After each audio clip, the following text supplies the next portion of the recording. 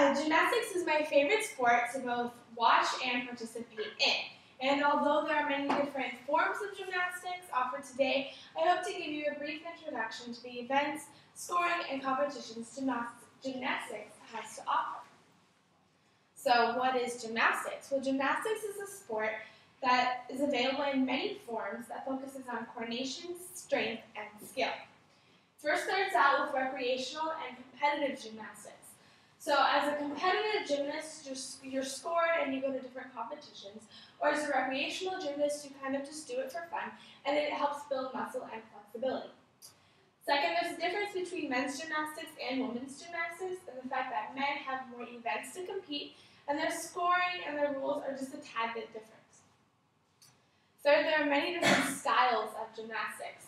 First is rhythmic gymnastics, which they focus on grace and flexibility, and their one and only event is a floor routine that involves hoops, balls, and ribbons. Next is trampoline and tumbling gymnastics, which is a competitive group that performs their routines on giant floor-length trampolines, all while trying to stay in sync with their partner. Third is acrobatic gymnastics, which I think is the most difficult. It is a team sport that combines amazing strength and coordination to perform gravity-defying stunts.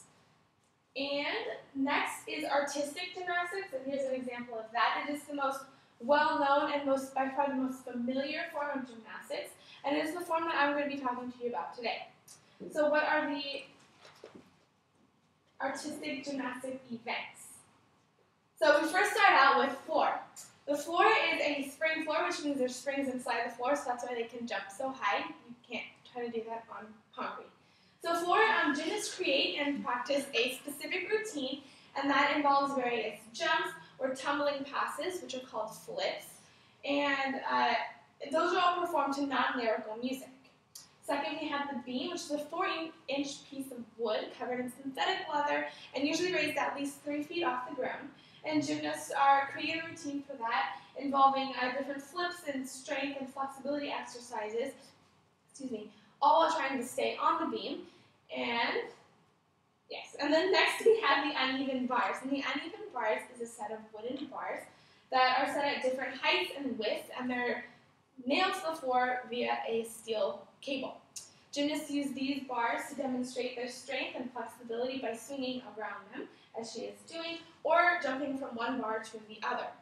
The final event is the vault, which starts out with a carpeted runway, and gymnasts begin by running down this runway as fast as they can, hurdling onto a springboard, then using that momentum to either do a front flip over the vault or a back flip over the vault.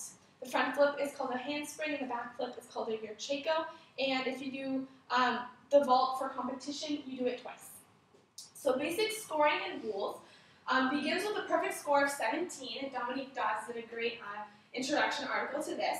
And so then for each mistake or accident you do, you get points deducted, and usually those are scored on tenths of a point. And each event is scored separately based on technique, execution, and difficulty, but then all of your scores are combined together for the all-round title of Best Gymnast. So specific rules that you can notice and are easy recognizable next time you happen upon a gymnastics are number 1, stick the landing. So you stick the landing with your feet together and you finish your landing with your arms up. Obviously falling is very, very bad. Second is your toes must be pointed and your legs must be straight.